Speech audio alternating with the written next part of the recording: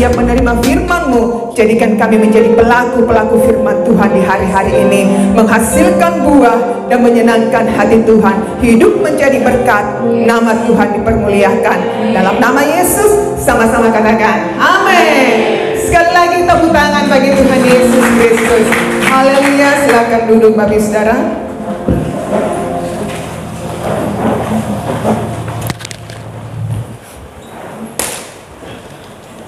Shalom Bapak Saudara. Bagaimana kabar di pagi hari ini? Luar biasa, sebab Tuhan kita adalah Allah yang luar biasa. Amin. Kita langsung saja, kita buka di dalam 1 Raja-Raja pasal 17 ayat 7 sampai 16. Elia dan janda di Sarfat. Tetapi sesudah beberapa waktu, sungai itu menjadi kering sebab hujan tiada turun di negeri itu. Bapak, Ibu, Saudara yang dikasihi oleh Yesus Kristus, kita melihat dari pembacaan ayat firman Tuhan ini, karena petunjuk dan perintah Allah, Elia pergi ke timur di tepi sungai Kerit, yaitu di sebelah timur sungai Yordan.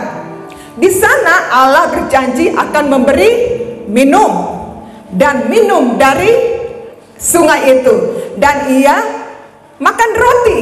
Siapa yang memberikan dia makan roti? Yaitu burung-burung gagak pada waktu pagi dan pada waktu petang hari. Namun kemudian sungai itu pun kering karena tidak ada hujan di negeri itu.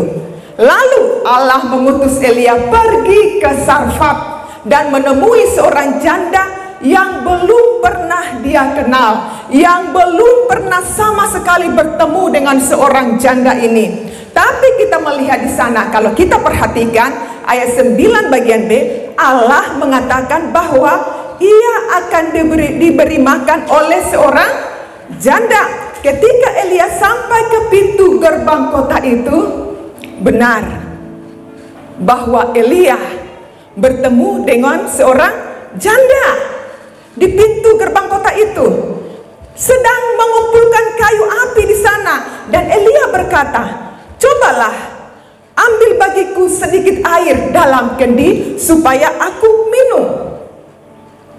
Satu kali permintaan. Dia minta minum karena dia haus, karena sungai Kerit sudah kering, tidak ada lagi kehidupan di sana.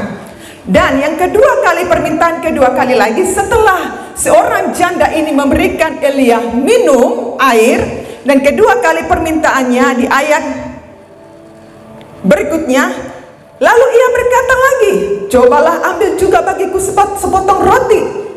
Maka apa jawab seorang janda ini, Bapak Saudara? Ayat 12, jangan dimatikan dulu slide-nya. Ayat 12, demi Tuhan Allahmu yang hidup, sesungguhnya tidak ada roti padaku sedikit pun, kecuali apa? Segenggam tepung yang ada dalam tempayan, dan sedikit minyak di dalam buli-buli. Segenggam tepung dan sedikit. Alkitab tidak mencatat berapa mili atau sedikit, ya. Mungkin siapa tahu tetes tinggal titik-titik terakhir. Kalau kita sedang kehabisan minyak di rumah, sedang memasak, menggoreng, biasanya yang disisa-sisa di botol itu sayang dibuang, kan mubazir toh ibu-ibu, sampai habis kering, ditetes. Nah, sedikit air. Dan kemudian apa dikatakan perempuan ini? Dan sekarang aku sedang mengumpulkan 2-3 potong kayu api. Kemudian aku mau pulang dan mengolahnya bagiku dan bagi anakku. Dan setelah kami memakannya, apa dikatakan? Kami akan mati. Ini pola pikir seorang janda. Dia berpikir setelah dia melihat secara kasat mata dengan jasmani, hanya ini yang kami perlukan saat ini.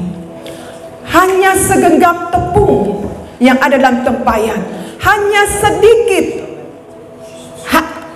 sedikit minyak di dalam buli-buli, dan kami tidak tahu besok sampai seterusnya kami akan makan apa, kami akan mati. itu menurut seorang janda.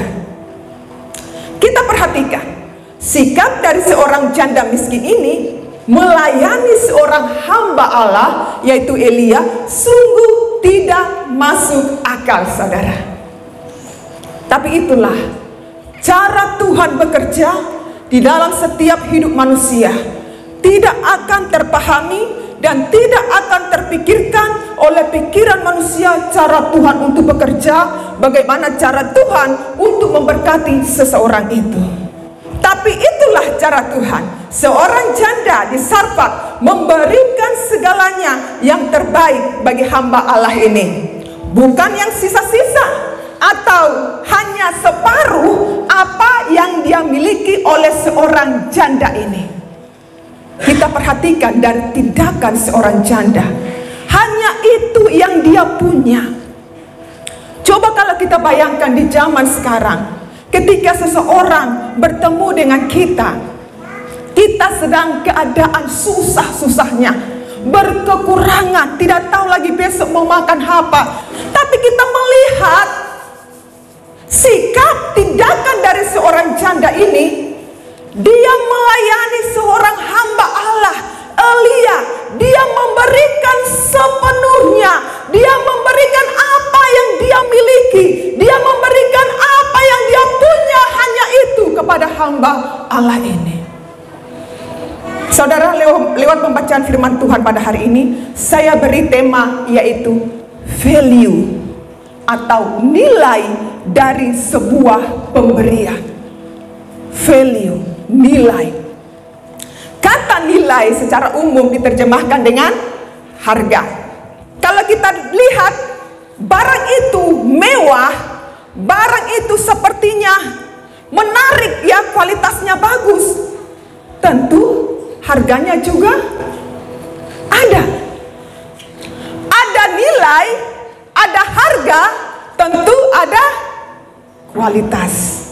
Value, nilai yang akan menentukan hidupmu menjadi berbeda bagi orang lain.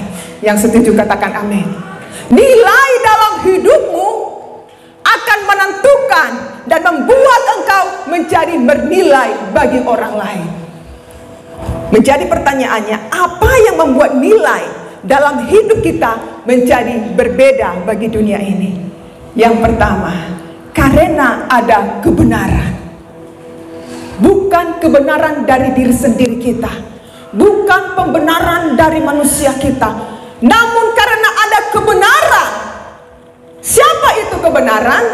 Yaitu Allah sendiri, Yesus Kristus. Yohanes 1 pasal 1 katakan, kebenaran itu adalah Allah sendiri. Itulah yang membuat hidup kita menjadi berbeda dengan dunia ini. Hidup saudara dan saya menjadi berharga, bernilai, karena kita memiliki value, nilai-nilai kebenaran di dalam hidup saudara dan saya. Itulah yang membuat kita berbeda dengan dunia ini. Dalam ayat ini secara eksplisit menyatakan ketika Elia dengan memperkatakan, kita perhatikan, dengan memperkatakan kebenaran yang penuh dengan otoritas Tuhan kepada janda Sarfat di Sarfat ini. Apa dikatakan di sana? Ayat 13. Janganlah takut. Dan apa yang terjadi bagi saudara? Di ayat 14.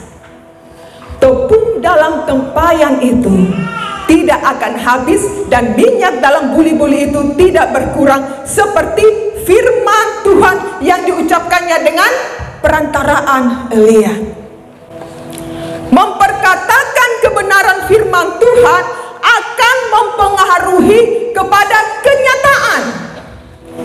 Elia berkata sesuai dengan otoritas Tuhan. Dia menyampaikan kebenaran firman Tuhan kepada janda Sarfat ini. Janganlah takut.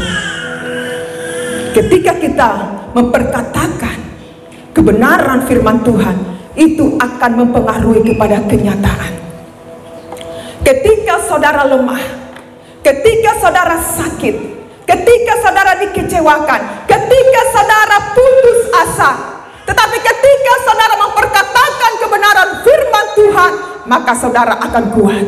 Janda di Sarfat, karena dia percaya kepada kebenaran itu yang disampaikan oleh Elia, ia tidak bimbang dan ia tidak takut lagi, maka ia memberikan yang terbaik.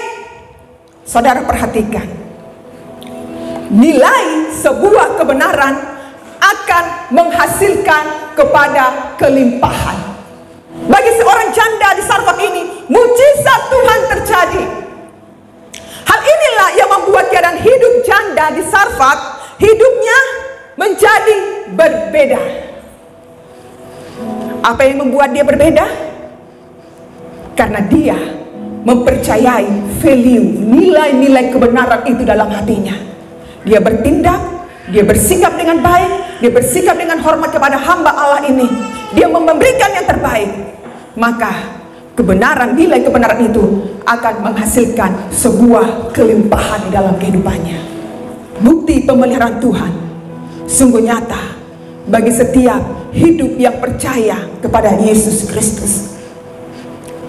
Tuhan pelihara seorang janda Sarfat, sekalipun di depan matanya, secara pikiran manusia, dia tidak akan bisa lagi melangsungkan kehidupannya bersama anaknya. Karena dia seorang janda, tidak punya suami, dia menghidupi anaknya.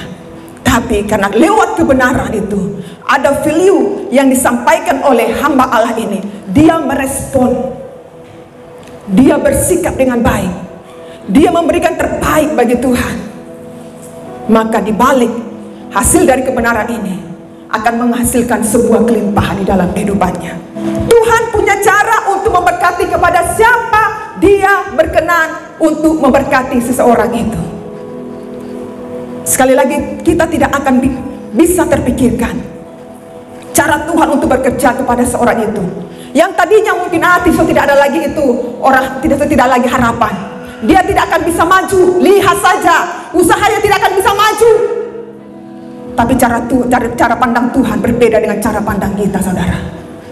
Cara pandang manusia, ukuran manusia, janda Sarfat ini tidak akan bisa hidup.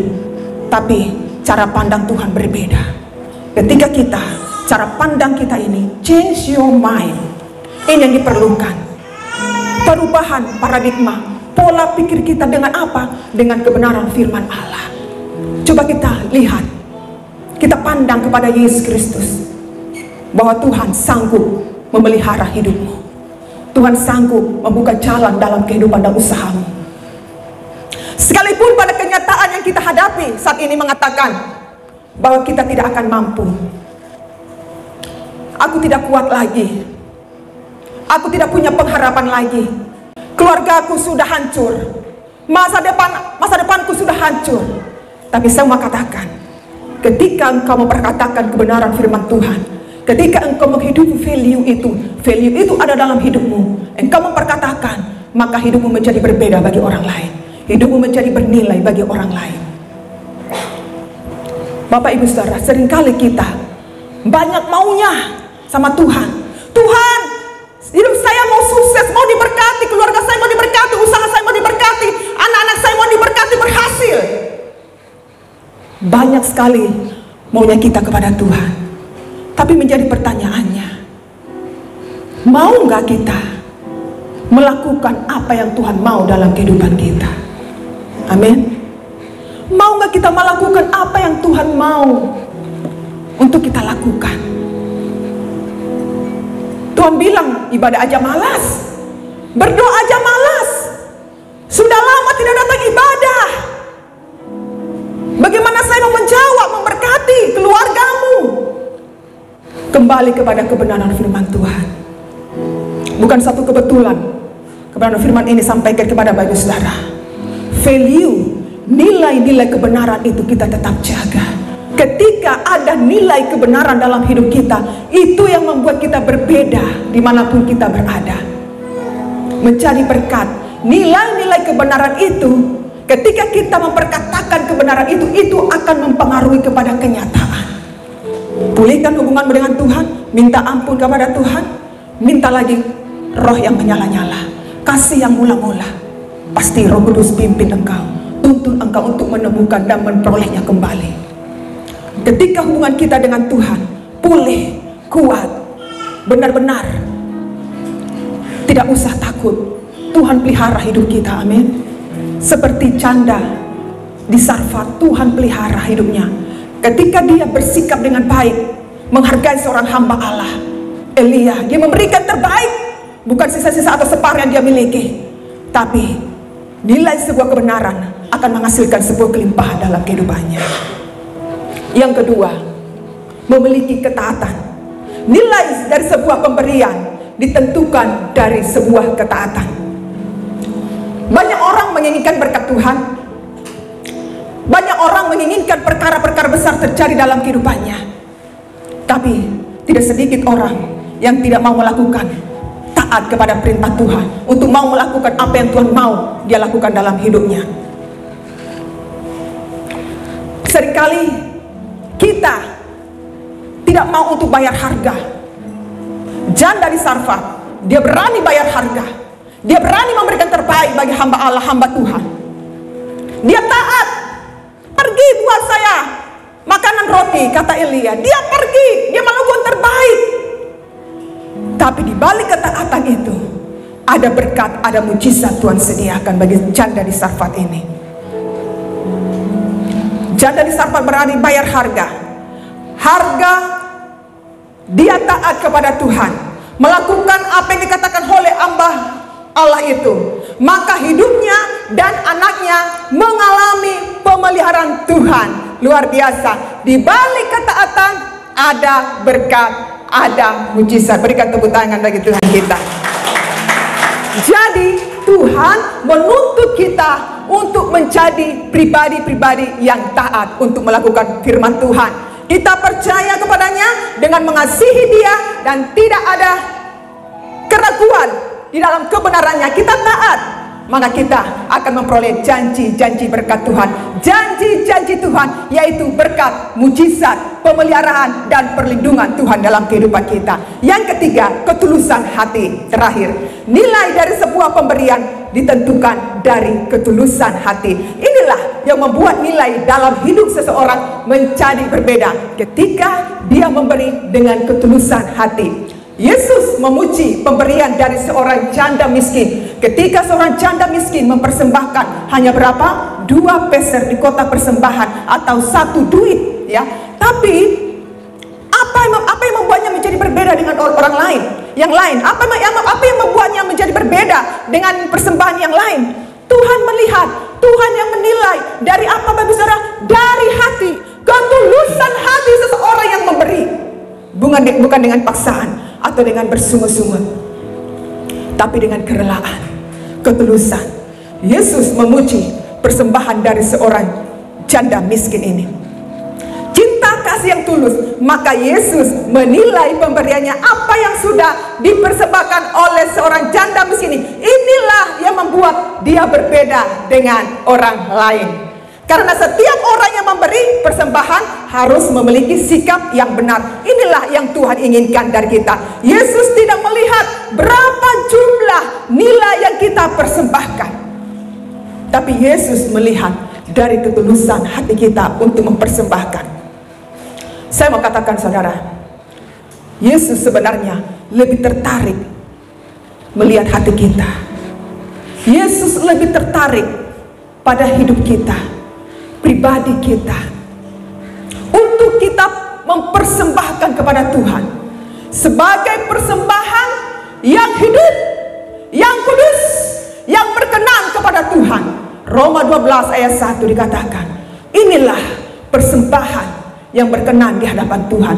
Yesus lebih tertarik dalam hati kita, pribadi-pribadi kita sebagai manusia, menjadi penyembah-penyembah roh di dalam roh dan kebenaran. Saat ini menjadi perenungan bagi kita. Sudahkah kita memberikan terbaik bagi Tuhan? Value, nilai kebenaran itu yang ada dalam hati kita. Saya mengatakan, ketika kita memperkatakan, itu akan mempengaruhi kepada kenyataan. Nilai dari sebuah pemberian, nilai dari sebuah kebenaran akan menghasilkan sebuah kelimpahan dalam kehidupan kita. Jangan pernah takut, terlalu takut, khawatir. Cara kita mungkin menghadapi hari-hari ini ada yang kekurangan, ada yang hidup pas-pasan, masih rasa khawatir, takut, masih manusiawi. Tapi saya mau katakan, ketika ada nilai, value, kebenaran dalam hidup kita, itu yang memberikan kita harapan untuk hidup ke depan. Itu yang memberikan kita kehidupan, kebenaran firman Tuhan. Dia menjamin kehidupan saudara dan saya. Tuhan pelihara hidup kita, tidak akan membiarkan seorang diri dalam kekurangan ataupun kesakitan. Dia selalu ada menolong saudara dan saya. Mari kita tundukkan kepala. Saya undang tim person worship untuk maju ke depan.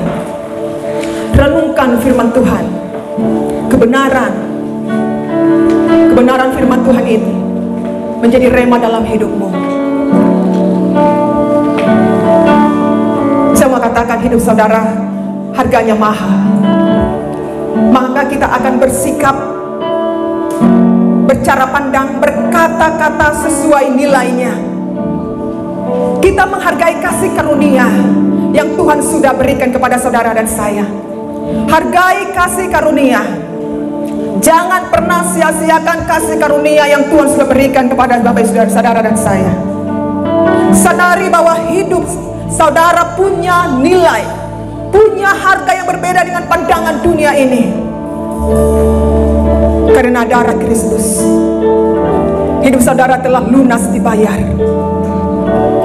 Bukan dengan emas dan perak, tapi dengan darah Yesus yang mahal, telah menebus dosa kita. Sebagai bukti Dia mengasihi dengan penuh ketulusan. Dia rela disalibkan dan taat sampai mati. 1 Petrus 1 ayat 18 sampai 19.